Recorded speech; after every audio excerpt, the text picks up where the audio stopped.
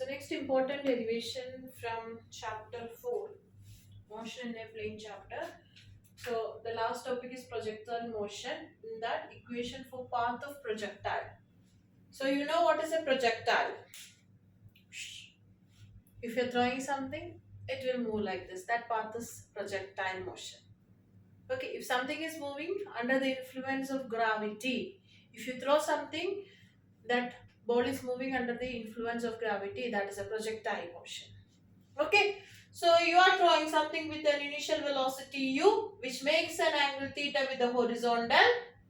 Then you can resolve that velocity into two components. Near to theta is u cos theta, away from theta is u sin theta.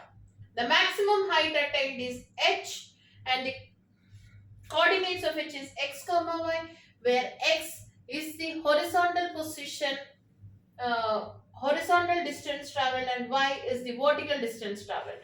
X is the horizontal distance traveled and y is the vertical distance traveled by that projectile. So you can see here u cos theta is the horizontal velocity. So when you are throwing something, the particle is moving like that. It is moving horizontally because of u cos theta, and it is moving vertically up because of u sin theta.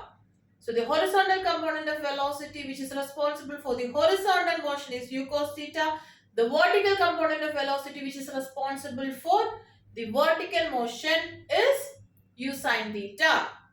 So we need to derive the expression for equation or the path of the projectile. Okay, so for that, x is the horizontal distance traveled in time t, y is the vertical distance traveled in time t, and motion along horizontal direction, two steps, just two steps you will get. You will consider motion along horizontal direction and then motion along vertical direction. Okay, so when you consider motion along horizontal direction, s is equal to ut plus half at square. Here x is equal to uxt plus half axt square. Because it is horizontal direction, along horizontal direction the acceleration is 0. Acceleration due to gravity is only along the vertical direction. So acceleration 0. So this term will go. So x is equal to ux cos theta into t. From here you will get t is equal to what? X by u cos theta. Now, motion along vertical direction. So first you consider motion along horizontal direction. Find the expression for t.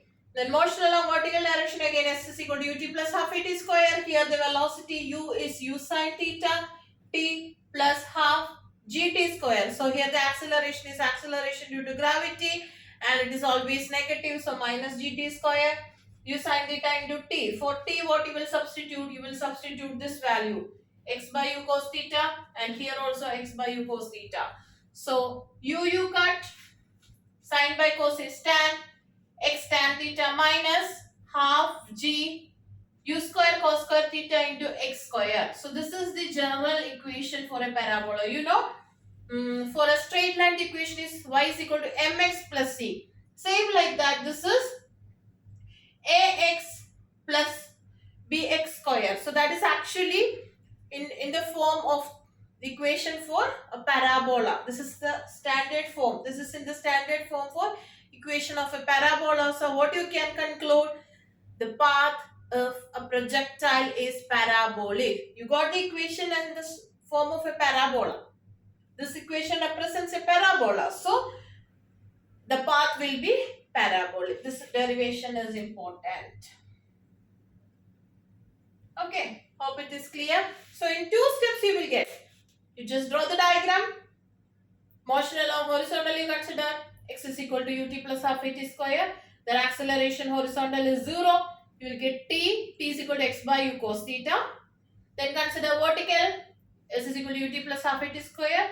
In that a will be minus g, and for that you put for you put u sin theta, and for t you substitute from the previous x by cos theta. Okay, when you simplify, you will get it in this form. This is in the standard form of a parabola, equation for a parabola, hence the path is parabolic. Okay, so note it down.